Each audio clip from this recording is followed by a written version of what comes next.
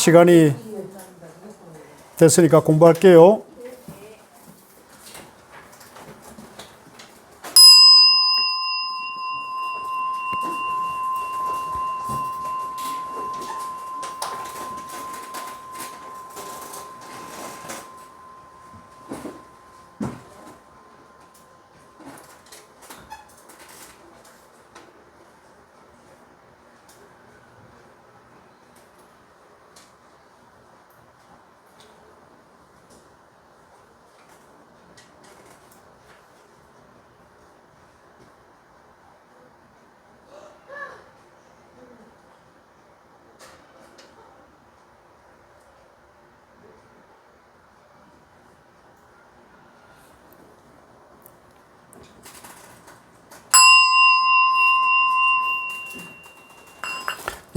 오늘 화엄경 공부입니다. 법정스님 번역 화엄경 오늘 43쪽에 28번째 행인데요. 얻기 어려운 행 할 차례입니다. 불자들이여, 무엇이 보살 마하살에 얻기 어려운 행인가? 보살은 얻기 어려운 선근과 굴복하기 어려운 선근, 가장 뛰어난 선근, 깨뜨릴 수 없는 선근, 지나갈 리 없는 선근, 불가사의 선근, 다함이 없는 선근, 자제력 선근, 큰 위덕 선근, 모든 부처님과 성품이 같은 선근 등을 성취하였다. 참 어려운 말인데요.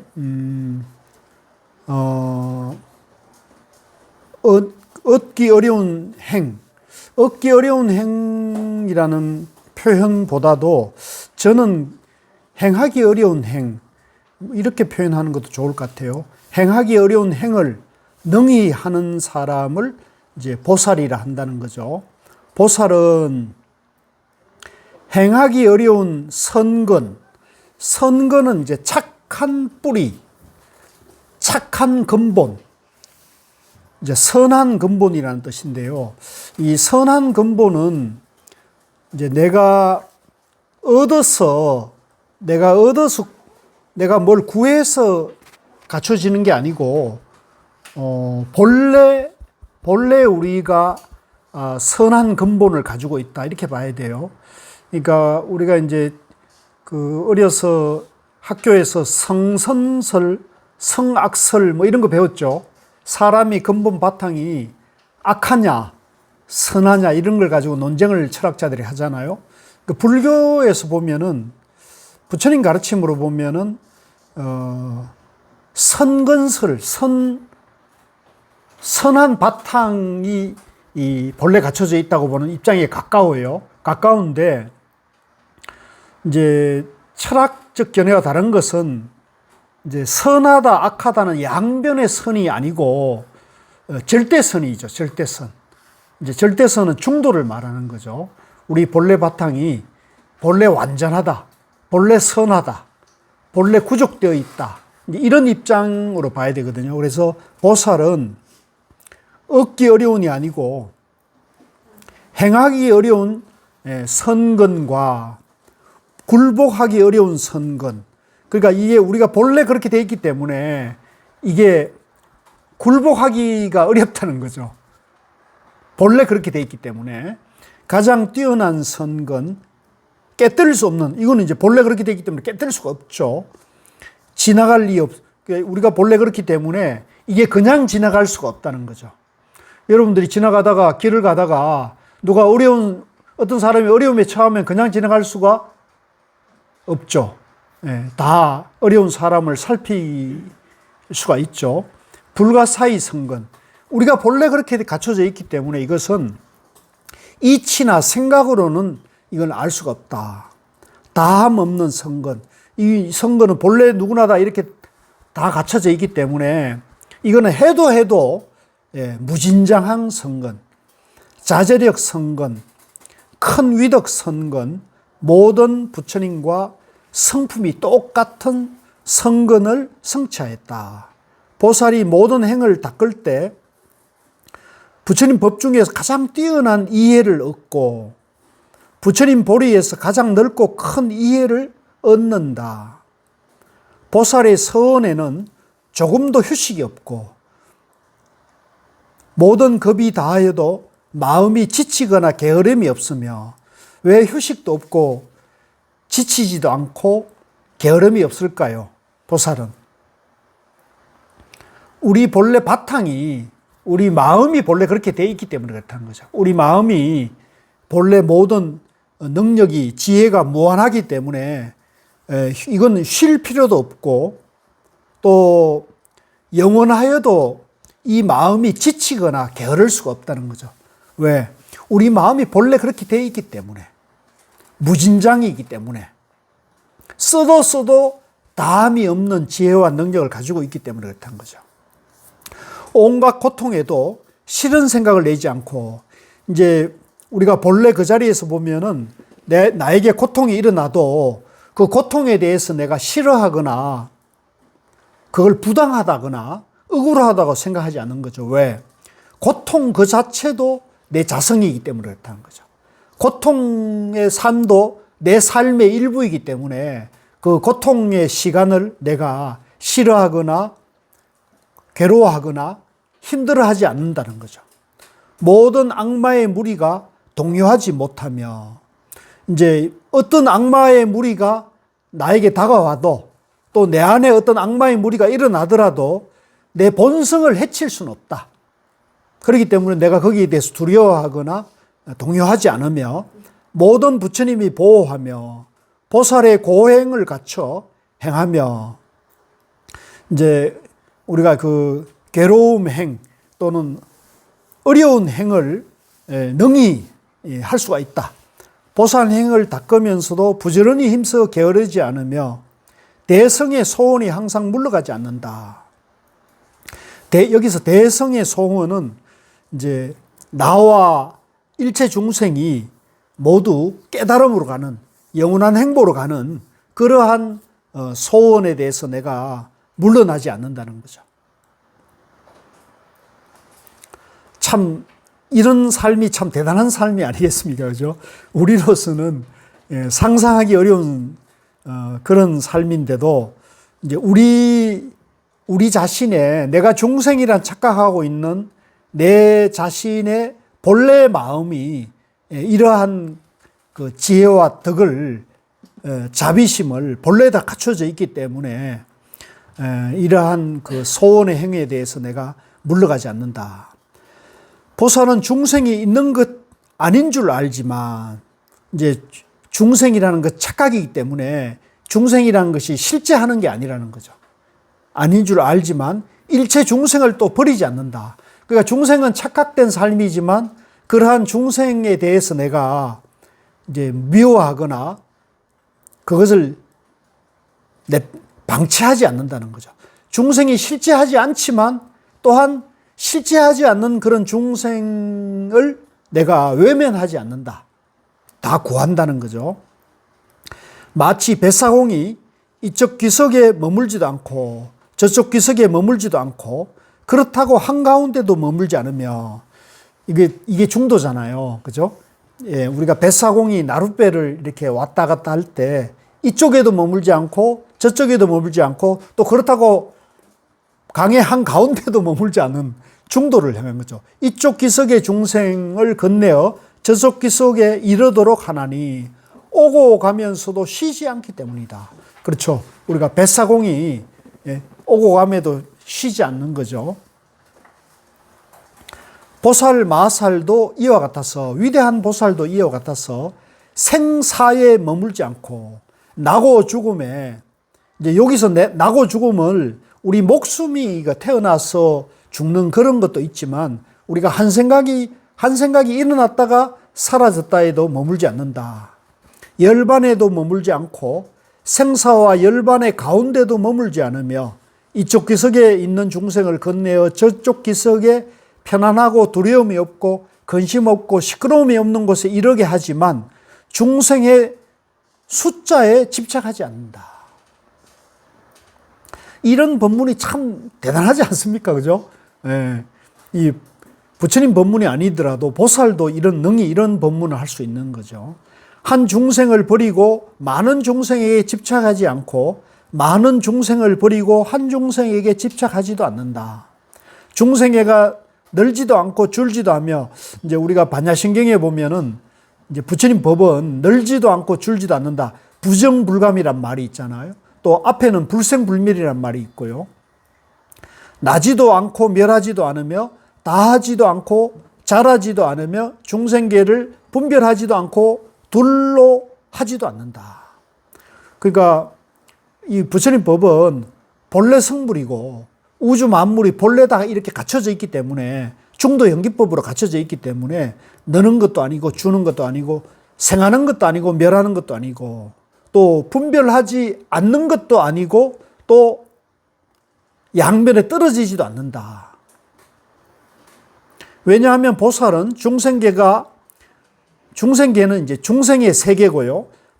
법계는 진리의 세계예요. 깨달음의 세계예요. 왜냐하면 보살은 중생의 세계가 깨달음의 세계와 같은데 깊이 들어가 중생의 세계와 깨달음의 세계가 둘이 없는 것을 알기 때문이다. 그렇죠. 우리가 이제 부처님 법을 깨달음을 갖추지 못했을 때는 중생이 따로 있고 부처님 법이 따로 있다 이렇게 보는데, 이제 중도에 대한 바른 안목을 갖추게 되면 중생의 세계와 부처님의 세계가 둘이 아니다는 걸 알 수 있죠. 항상 양면을 여의고 중도 정견을 밝히게 되면 중생이 본래 부처다. 그런데 왜 중생은 고통 속에 빠져 있느냐? 자기가 중생이란 착각에 빠져 있다는 거죠. 자기가 본래 부처인 줄 모르고 자기 안에 모든 지혜와 능력이 다 있는 줄 모르고 나는 중생이라는 어리석음에 빠져 있기 때문에, 가려져 있기 때문에, 그죠? 그 착각하고 있기 때문에 그 착각에서 깨어나서 본래 자기 본성, 자기가 본래 부처라는 그런 지혜와 능력을 계속 이제 밝혀 나가게 되는 거죠. 둘이 없는 법에는 늘지도 줄지도 않고 나지도 멸하지도 않고 있지도 없지도 않고 취하지도 의지하지도 않고 집착하지도 않는다. 그러니까 이 보살이 중생계가 중도 불이법이라는 거죠. 중도로 존재한다는 것을 깨치게 되면 일체를 다 아우르는 그런 정견 지혜가 나온다는 거죠. 그리고 그 정견 지혜가 나와도 그 정견 지혜에 대해 집착하지 않는다.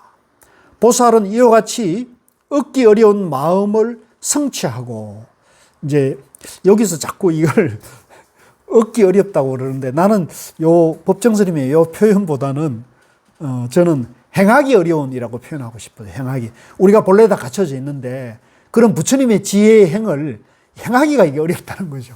그 행하기 어려운 이유는 왜 행하기 어려울까요? 우리가 다 그렇게 갖춰져 있는데 왜 부처님 지혜와 부처님의 자비행을 왜 하기 어려울까요?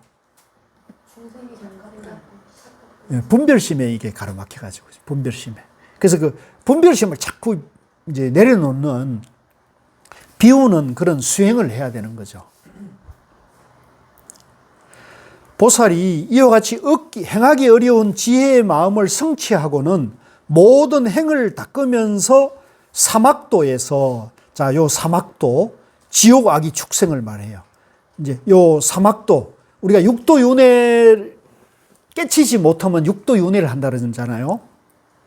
그 육도윤회 중에 가장 밑바닥에 있는 그 악도, 악의 세계가 지옥의 세계, 축생의 세계, 악의의 세계예요.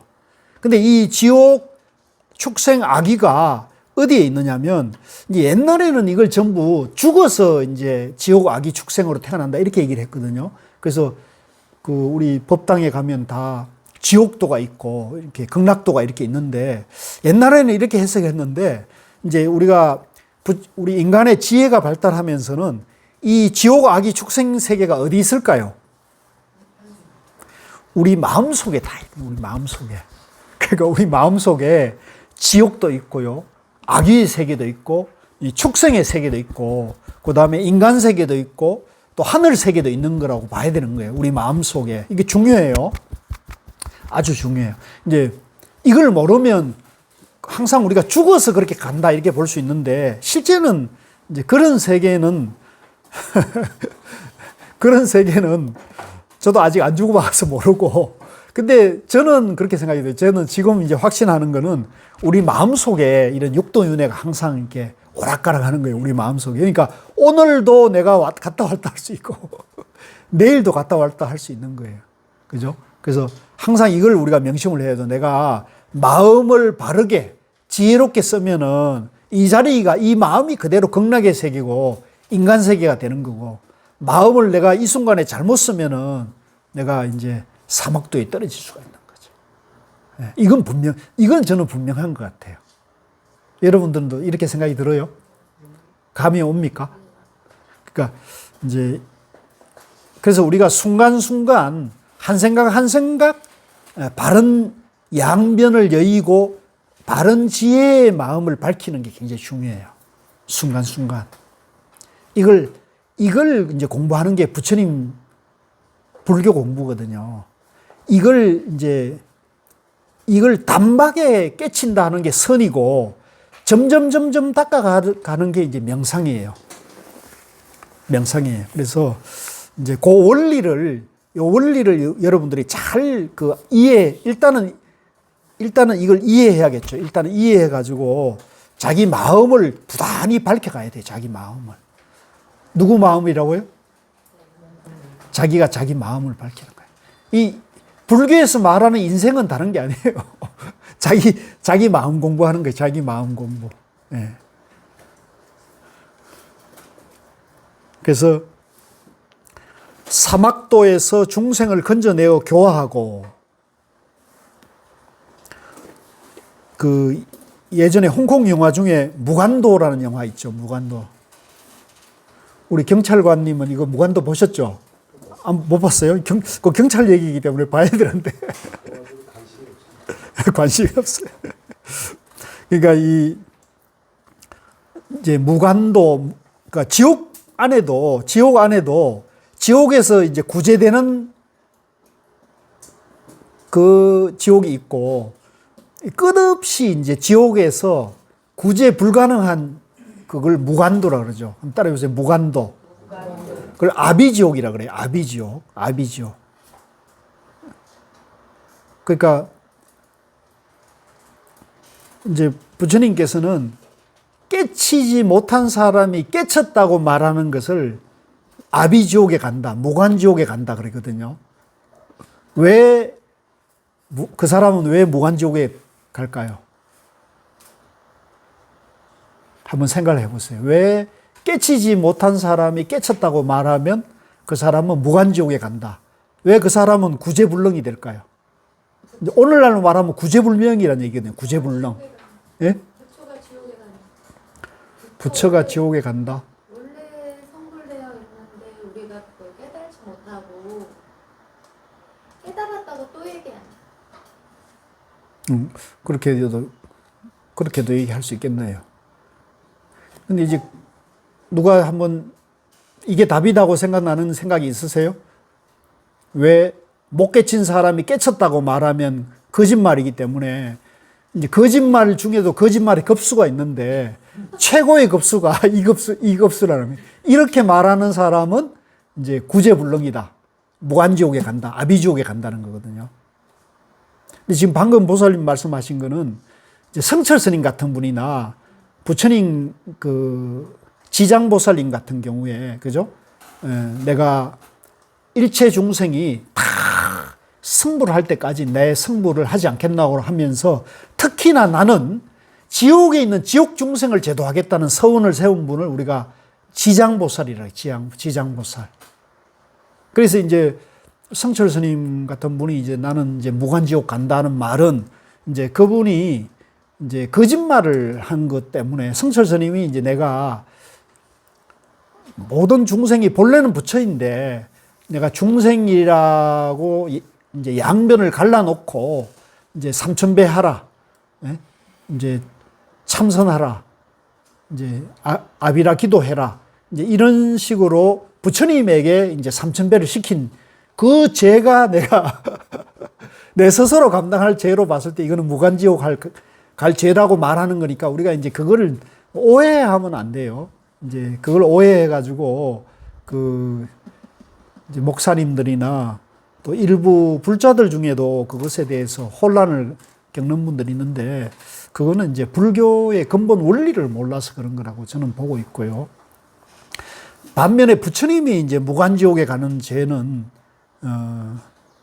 자기가 깨닫지 못했는데 깨달았다. 이제 예를 들면 우리가 이제 깨달음은 불교에서 말하는 깨달음은 일체 중생을 해탈시키는 거잖아요. 그죠? 그 깨달으면 이제 극락에 있는 사람도 해탈이 되는 거고 육도윤회 밖으로 영원한 대자유를 이루는 거고 그 다음에 이제 뭐 인간 세계도 마찬가지고 이제 아수라 세계도 마찬가지고 축생의 세계에도 해탈이 되는 거잖아요. 그 다음에 지옥 중생도 깨치면 단박에 해탈이 되는 거죠. 그런데 이제 자기가 부처님 법을 깨달아서 바른 깨달음이면 그 사람은 거기서 바로 해탈이 되는데 바른 깨달음이 아닌 것을 부처님 깨달음이라고 주장하기 때문에 그 사람은 깨달을 수 있어요, 못 깨달았어요? 그 사람은 영원히 깨달을 수가 없는 거예요. 이해하시겠죠? 그 사람은 영원히 자기가 지옥에 가 있더라도 거기서 단박에 깨치면 해탈할 수 있는데 깨달음이 아닌 것을 깨달음이라고 주장하고 집착하고 있으니까 그 사람은 영원히 무간지옥에서 벗어날 길이 없는 거죠. 이해되시죠? 이거 확실하게 이해를 하셔야 돼요. 왜 깨달지 못한 사람이 깨달았다고 주장하면 무간지옥 간다고 부처님이 말했느냐? 깨달음이 아닌 것을 깨달음이라고 주장하니까 그런 거죠. 그러니까 오늘날 제 눈에 봤을 때 홍익에서 주장하는 그런 깨달음을 말하는 사람은 어디 가겠습니까? 그 사람이. 그 사람이야말로 무간지옥 가는 거죠. 그래서 내가 안타깝다고 얘기하는 거예요. 굉장히 안타까운 거거든요.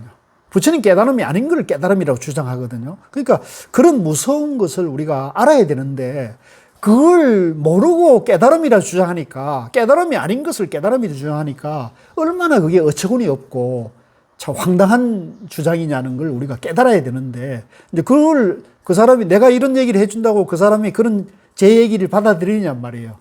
자기가 안다고 생각하니까 절대 안 받아들이죠. 그래서 제 유튜브에 가끔 댓글 달러 온 사람 중에 당신이 죽어가지고 몇 생이 지나가지고 나중에 다시 거듭나면은 그 홍익의 윤아무개 법문을 공부하고 있을 거라고 그러더라고요. 그래서 내가 이 사람들이 착각이 좀 심하구나 이런 생각을 했는데 이게 참 그러니까 그런 사람은 구제불능이 된다는 거죠. 우리 주변에도 흔히 쓰잖아요. 저 사람은 구제불능이야. 자기 잘못에 대해서 얼마나 자기 잘못을 옳다고 믿고 있느냐에 따라 가지고 구제불능이라는 말을 쓰는 똑같은 말이 여기도 등장하는 거죠. 그래서 그 무간도라는 말이 그 영화나 그죠? 그 영화의 스토리는 내가 너무 어려워가지고 내가 이해를 못 하겠더라고. 근데 나는 이게 부처님 가르치면 이게 이해가 쉬운 것 같아요. 자기가 바른 깨달음, 생사에서 해탈할 수 있는 그런 길이 있는데 그 생사에서 해탈하는 길을 안 보고 조금 공부한 걸 가지고 내가 이걸 깨달음이라고 주장해버리면 그 사람은 그걸 알 수가 없는 거죠. 그래서 제가 오늘 조금 일찍 와가지고 저 북한산, 흥국사 북한산 전망대에서 이제 앞으로 북한산을 이렇게 쳐다보니까 진짜 너무 편안하고 좋잖아요. 거기서 떠오른 생각이 북한산이 의외로 큰 산이잖아요. 북한산이 큰 산이에요. 이제 서울 쪽에서 저쪽 서울 사대문 안에서 보면 북한산이 한 몽우리밖에 안 보이니까 조그만 것 같지만 이쪽 서쪽이나 동쪽에서 보면 북한산이 남북으로 길게 뻗어 있는 산이에요. 그래서 북한산 봉우리가 굉장히 많아요. 그래서 저쪽 사대문 안쪽에서 보면 문수봉, 보현봉이 우뚝하게 보이거든요. 또 북악도 보이죠. 북악산도 보이고 그 옆에 이제 뭐 인왕산도 보이는데 인왕산, 북악, 그 뒤로 보면 문수봉, 보현봉, 향로봉 이렇게 보이고 그 뒤로 보면은 이제 우리가 의상봉이라든가 원효봉 또 백운대 이제 이런 게 다 보이는데 최고 높은 봉우리가 어디예요? 백운대란 말이에요. 백운대는 850 정도 되나요? 836. 예, 우리 대가가 있어갖고 836m예요. 근데 이제 우리가 사람들이 그 백운대에 안 올라오고 안 가본 사람들은 저 예를 들면 이 밑에서 보면 저 인왕봉이나 인왕산이나 북악만 봐도 높아 보인단 말이에요. 그러니까 북악만 보고 북한산이 저게 북한산인가 이런 착각하는 사람들은 영원히 백운대를 알 수가 없죠. 북한산을 볼 수가 없죠. 그러니까 우리가 이 공부를 할 때 불교 공부를 할 때 이제 예를 들면은 북악이 또는 향로봉이나 문수봉이 북한산이다 이렇게 착각하는 사람들은 그것만 보고 북한산을 다 한 것처럼 저게 깨달음이다. 부처님의 깨달음 세계다. 이렇게 북한산이다. 이렇게 착각하기 쉽죠. 그건 잘못된 공부죠.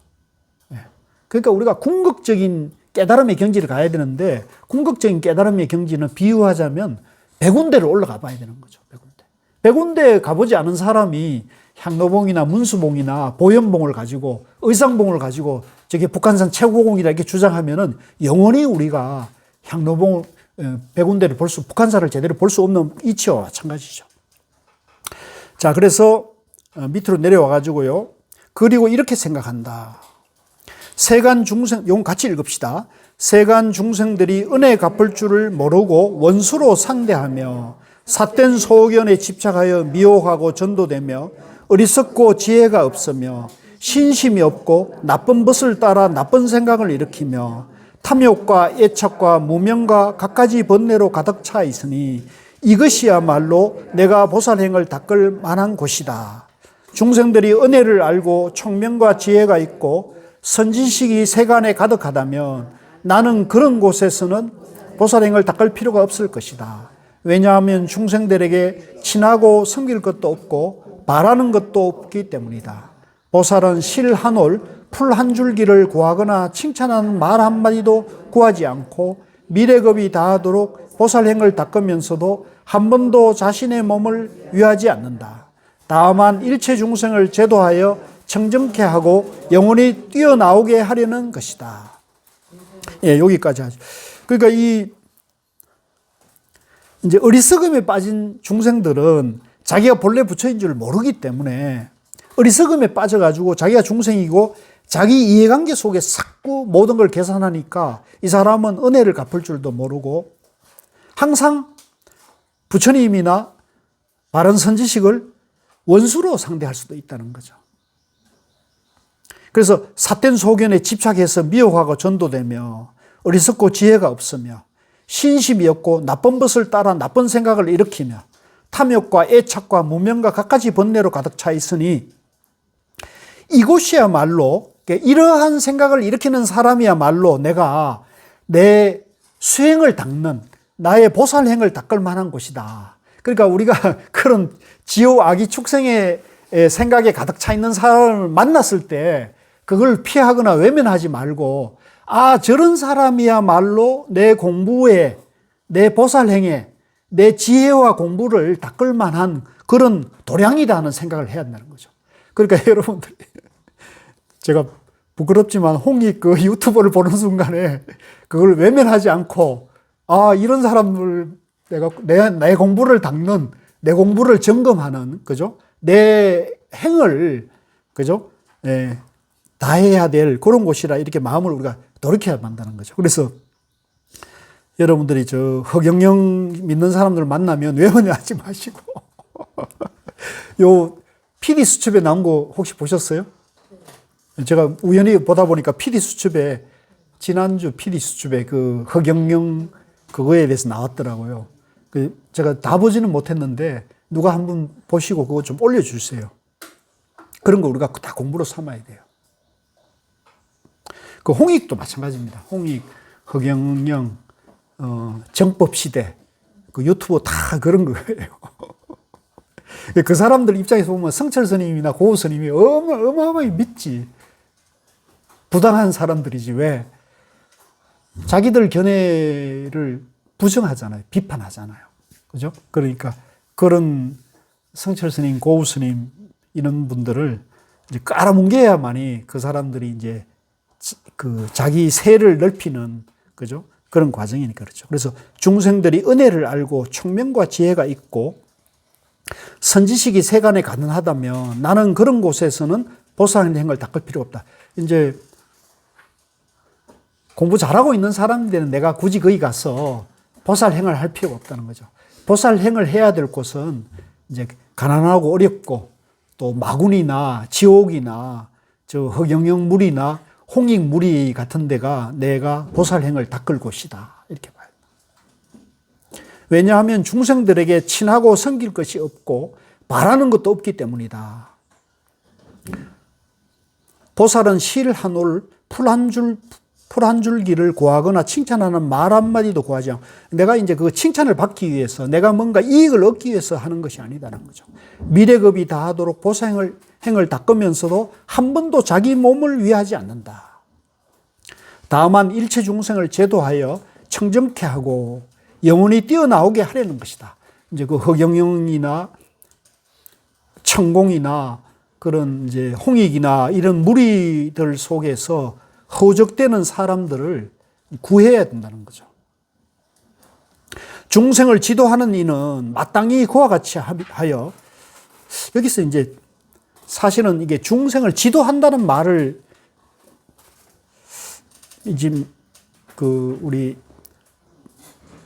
법정 스님이 쓰셨는데, 우리 이게 선의 입장에서 보면 중생을 지도한다는 말을 쓰면 안 되는 거거든요. 중생을 지도한다는 말을 쓰면은 이제 지옥 가는 거예요. 왜 지옥 갈까요?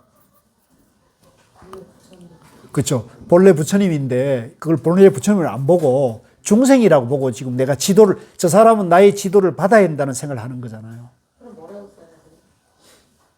문장을 만들어야 돼요. 중생을 지도하는 이는 마땅히 그같이 하며 중생을 안내하는, 일깨우는, 부처님을 안내한. 안내. 깨우나? 또 말이 안 돼. 부처님인데 중생이나 착각에 빠졌으니까. 이제 이것도 이제 방편으로는 이런 말을 쓸 수는 있는데, 이게 이제 방편이다 이렇게 알아야, 여러분들이 이 경문을 보고 이것도 방편이라고 봐야지, 이게 실법이라 보면 안 돼요. 그래서 내가 저 사람을 가르쳐야 된다 이런 생각을 하는 것은 올바른 정견은 아니죠. 상대를 지금 중생이라고 착각하고 보고 있는 거니까. 그래서 우리가 이런 말을 쓸 때 바른 안목을 갖춘 사람은 유의해야 돼요. 조심해야 돼요. 중생을 안내하는 이는 마땅히 그같이 하여 취하지도 않고 구하지도 않으며 다만 중생을 위하여 보살도를 닦으면서 그들로 하여금 안온한 피안에 이르러 위 없는 보리를 이루게 하려는 것이다. 이것이 여덟 번째 얻기 어려운 행위다. 행하기 어려운 행위다는 거죠. 그 다음에 아홉 번째, 법을 잘 말하는 행. 불자들이여 무엇이 위대한 보살의 법을 잘 말하는 행인가? 보살은 모든 세간에 하늘, 사람, 악마, 범천, 사문, 바라문, 건달바들을 위해 시원한 진리의 못이 되어 바른 법을 거두어 지녀 부처님의 씨가 끊어지지 않게 한다. 이제 여기 보면은 이제 하늘 사람이 이제 신을 말하는 겁니다. 신, 사람, 악마, 범천, 사문, 바라문, 건달바들을 위해, 이런 존재들은 다 제각각이 깨닫지 못한, 그러니까 부처님을 깨닫지 못한 그런 존재들이, 이제 본래는 부처님인데 다 아직도 이러한 그 공부가 이제 완전하지 못한 다양한 군상이라고 봐야 될 것 같아요. 다양한 군상. 그래서 이런 다양한 군상을, 다양한 무리들을 다 이제 포용하고 아우르면서 이제 부처님 깨달음 세계로 이 사람들을 안내한다는 거죠. 청정한 광명다라니, 이제 여기서 이제 광명다라니라는 것은 그 밑에 줄을 한번 보겠습니다. 다라니, 법문을 번역하지 않고 그대로 적은 것, 한자 한구에 무한한 뜻을 지니고 있어 이를 읽거나 외우면 모든 장애를 벗어나고 한량없는 복덕을 받는다고 함. 이제 예를 들면 옴마니 밤배홈 이런 게 있고요. 또 반야신경에 보면은 아제 바라제 바라승 아제, 옴마니 밤매홈이라는 것은 이제 그 관세음보살님의 여섯 진리의 진언이라고 그러거든요. 옴마니 밤매홈 이렇게 하는데, 이런 진언은 이제 범어를 그대로 해가지고 한자나 우리 한글로 번역하지 않고 그대로 음을 그대로 외우면 외우고 암송을 하면은 모든 장애에서 벗어나 가지고 무한한 공덕을 얻는다고 그래요. 근데 이게 과연 그럴까 이런 생각도 저는 들어요. 예를 들면 여러분들이 나쁜 짓을 했어. 내가 이제 가령 우리가 모기를 잡았습니다. 파리를 잡았어요. 파리를 잡아가 죽였어요. 온만이 반매운 관세음보살 이러면 죄업이 소멸될까요? 한번 아는 대로 대답해 보세요.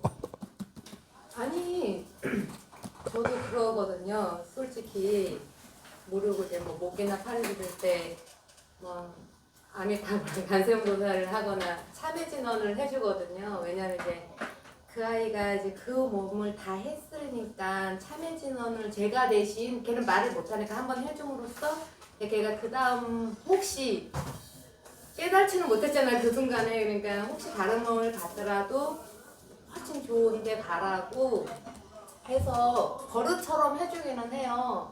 근데 그게 안 좋은 건가요? 아니, 안 좋은 건 아니죠. 이제 문제는 그게 이제 그렇게 해서 내 업장이 소멸되는 것이냐 이런 문제죠. 저의 업장. 예. 살생의 업장이 소멸되느냐. 내가 예? 본인의 과업은 남지 않을까? 그러니까 이제 그래서 지금 여기에 보면은 청정한 광명 다란이를 얻었으므로 설법하고 수기하는데 변제가 끝이 없고 뜻을 갖춘 다란이를 얻었으므로 뜻을 말하는 변제가 끝이 없고 참된 법을 깨닫는 다란이를 얻었으므로 법의 번제가 끝이 없고 이렇게 했을 때 이게 뜻을 모르고 이 뜻을 알지 못한 상태에서 그냥 온만이 반배움을 반복한다 해서 그건 올바른 그 부처님의 행을 하는 것은 아니다라고 저는 생각을 하는 거예요. 그러니까 맹목적이어서는 안 된다. 알고 해야 한다. 알고. 그래서 이제 부처님께서도 어느 경전인지 모르지만 그런 말씀을 하신 게 있어요. 이제 알고 지은 죄와 모르고 지은 죄 중에 어떤 죄가 더 무겁다 그랬습니까? 모르고 지은 제가. 양론이 네. 모르고 지은 죄가 더 무겁다 그래요. 왜 그럴까요? 알고 지은 죄는 깨달을 수 있는, 나중에 자기가 성찰할 수 있는, 그렇죠. 이걸 하면 안 되겠다는 자기 자신에 대한 성찰 시간이 되지만, 모르는 것은 끝없이 그걸 이해하지 못하기 때문에 계속 반복적인 그렇죠. 잘못을 하는 거예요. 그렇죠. 죄인 줄 모르잖아요. 그렇죠. 예. 이게 죄인 줄 알고 죄를 지으면 그건 구제할 가능성이 있는 거예요. 스스로 이건 내가 옳고 그름을 알고 있는 거잖아요. 이제 옳고 그름을 아는 게 우리가 정견이라는데 이게 나쁜 짓이다. 이건 바른 짓이다는 걸 알고 지으면 그거는 자기 스스로 거기에서 자기가 나중에 그걸 바로 잡을 수 있는 것이고 이제 옳고 그름을 모르게 되면 반복해서 짓잖아요. 그러면 이제 이 사람은 구제불능이 되는 거죠. 그래서 그 차이가 있는 걸 잘 아셔야 돼요. 그래서 이제 우리가 옳고 그름을 아는데 이제 이게 잘못된 행위라는 걸 하고 그것이 반복되는 사람은 그 사람은 신심이 없기 때문에 그런 거예요.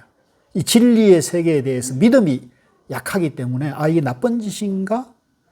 나쁜 짓인데 이런 짓을 해? 라면 이제 그것에 대한 인과, 연기법, 충도법, 부처님 법에 대한 믿음이 약하면 내가 이런 짓을 해도 괜찮겠지 이런 생각이 드는 거죠. 근데 이제 믿음이 확고한 사람은 내가 이런 짓을 하면 벌을 받을 거야, 과보를 받을 거야 라고 알고 하는 것이 되는 거죠. 그래서 제가 지난번에 서산 사명대사가 이제 일본군이 임진왜란 때 쳐들어왔을 때 그 살생 총칼을 들고 전쟁에 참여해서 일본군의 목숨을 끊어주는 나쁜 짓이란 악업이라는 걸 알고 목숨을 끊어주는 그 악업을 짓는 이유가 뭐라 그랬어요? 더 이상 죄를 내가 이 악업을 짓더라도 저 중생을 더 이상 더 이상 나쁜 짓을 짓지 않게 하기 하고 또 우리 백성들을 지키고 구하기 위한 보살행위인 거죠, 보살행. 그러면 이제 알고라도 그걸 하지만 그때는 이제 내가 지옥 가더라도 내가 그 보살행을 한 것이기 때문에, 그죠? 그 이제 업이 감해지는 거죠. 이해되시죠? 예. 예. 기도를 보통 지금 우리 불교 신자들이 예. 뭐 금강경이나 모든 걸 이해하지 못한 상황에서 저희들이 참석하고 예물을 드리잖아요. 그러면 그건 어떤 건가요? 그 이제 기도 금강경이나 반야신경이나 이런 것을 뜻을 모르고 그 독송하고 기도하는 것은 저는 그거는 이제 그것은 이제 생사윤회 안에서 자기가 좀 더 이익되고 행복한, 예? 복을 좀 더 받고자 하는 그런 바람이죠. 그럼 그 기도를 바람으로 가야 되는 거예요. 그러니까 그거는 어디까지나 생사윤회 안에서 계속 일어나는 일들이 업의 과보를 이제 받을 수밖에 없는 것이고, 업을 쌓아간다는 업을 지어가는 거죠. 예. 그건 업을 지어가는 거고, 이제 중도 정견을 세우고 이제 기도를 하게 되면 내가 무아라는 것을 알고 믿고, 그죠? 기도한다는 건 뭐예요? 내 안의 분별망상을 비워가는 과정이죠. 내 안의 분별망상을 자꾸 비우고 내 욕심과 욕망을 비우고 내려놓는 기도를 하면 할수록 우리가 생사윤회에서 해탈하는 대자유로 가는 것이기 때문에 소원 성취는 말할 것 없고, 그거는 한 만큼 무한향상의 길로 가는 것이죠. 그걸 이제 저는 무한향상이라는데, 따라서 무한향상. 그러니까 생사윤회 안에 끝없이 이렇게 악순환이 되는 게 아니고, 생사윤회의 굴레 안에 있는 게 아니고, 다람쥐 쳇바퀴 도는 게 아니고, 끝없이 이제 나아가는 거죠. 끝없이. 그렇게 돼야 돼요. 그래서 이제 반드시 이제 우리가 기도를 하거나 불공을 드릴 때도 중도 정견, 부처님 법의 이제 지혜를 밝혀서 해야 된다는 거죠. 자, 다시 와가지고요. 맨 밑에서 두 번째 줄에, 보살은 대비심이 견고하여 중생들을 널리 거두어 주는데 삼천대천 세계에서 금빛으로 변신하여 불사를 짓는다. 중생들의 기질과 기호에 따라 깊고 넓은 혀로 한음성의 한량없는 소리를 나타내어 때에 알맞도록 설법하여 모두 기쁘게 해준다. 그러니까 이제 우리가 중도 정견에 대한 지혜를 밝힌 사람은 이제 중생들이 다양한 근기에 따라 가지고, 다양한 인연에 따라 가지고 이제 안목이 다 다르지 않습니까? 그러면 그 안목에 맞게 이제 지혜로운 설법을 다 할 수가 있다는 거죠. 가령 가지가지 업보로 된 무수한 중생들이 한 곳에 모여 한꺼번에 저마다 각기 다른 말과 내용으로 물을지라도 보살은 한 생각 중에 모두 알아듣고 따로따로 대답하여 그들의 의혹을 풀어준다. 한 모임에서처럼 많은 모임에서도 그와 같이 한다. 그리고 이렇게 생각한다.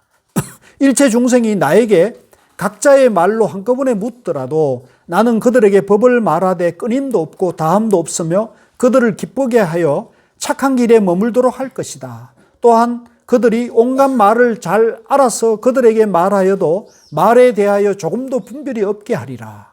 가령 온갖 말로서 꼬치꼬치 캐묻더라도 한 생각에 다 알아듣고 한 음성으로 대답하여 모두 깨닫게 하고 남음이 없게 하리라. 불자들이여, 보살 마하살은 이 선법행에 머물면서 스스로 청정하고 집착이 없는 방편으로 일체 중생을 이롭게 하면서도 중생이 벗어나는 일을 보이지 않는다. 이 보살 마하살은 10가지 몸을 성취한다. 무변 법계에 들어가는 비취신이니, 이 비취신은 미혹한 윤회의 세계에서 벗어난 몸이라는 거예요. 그러니까 어디에도 집착이 없기 때문에 이 사람은 이제 이 생사윤회 세계에 집착이 없어서 일체 세간을 멸하기 때문이다. 무변 법계에 들어가는 제취신이니, 제취신은 미혹한 윤회 세계에 있는 몸이니 일체 세간에 나기 때문이며, 나지 않는 몸이니 생이 없는 불평등한 법에 머물기 때문이며, 멸하지 않는 몸이니 일체의 멸함을 말로 할 수 없기 때문이다. 참되지 않는 몸이니 실제와 같음을 얻었기 때문이며, 허망하지 않는 몸이니 마땅한 대로 나타나기 때문이며 변하지 않는 몸이니 여기서 죽어 저기서 나는 일을 벗어났기 때문이며 무너지지 않는 몸이니 법궤의 바탕이 무너지지 않기 때문이며 한 모양 몸이니 삼세의 어느 길이 단절되기 때문이며 모양 없는 몸이니 법의 모양을 잘 관찰하기 때문이다. 자, 이 10가지 몸이라는 것은 이제 한마디로 말하면 내가 이제 중도 영기고 무아공이기 때문에요. 이 몸은 실체가 없는 거잖아요. 이 몸이 실체가 없기 때문에 자기가 이제 그 지혜를 나툼에 따라 가지고 어떤 때는 몸으로 형상을 나타냈다가도 어떤 경우는 그 형상이 공한 것을 이제 보여준다는 것이죠. 그렇기 때문에 자유자재한 것을 이제 나타낸다. 이렇게 이해하시면 될 것 같아요. 보살은 이 10가지 몸을 성취하고 일체 중생의 집이 되나니 모든 성건을 기르기 때문이며 일체 중생의 구호함이 되나니 그들에게 크게 안온함을 얻게 하기 때문이며 일체 중생의 돌아갈 곳이 되나니 큰 의지처를 주기 때문이며 일체 중생의 인도자가 되나니 더 없는 법선함을 이루게 하기 때문이며 일체 중생의 스승이 되나니 진실한 법에 들어가도록 하기 때문이며 일체 중생의 등불이 되나니 그들에게 업보를 환히 보게 하기 때문이며 일체 중생의 빛이 되나니 깊고 묘한 법을 비추게 하기 때문이다. 이것이 9째 법을 잘 말하는 행인데 보살이 이 행에 머무르면 일체 중생을 위해 시원한 진리의 못이 되어 모든 부처님 법의 근원을 다하게 된다. 좀 쉬었다가 하죠.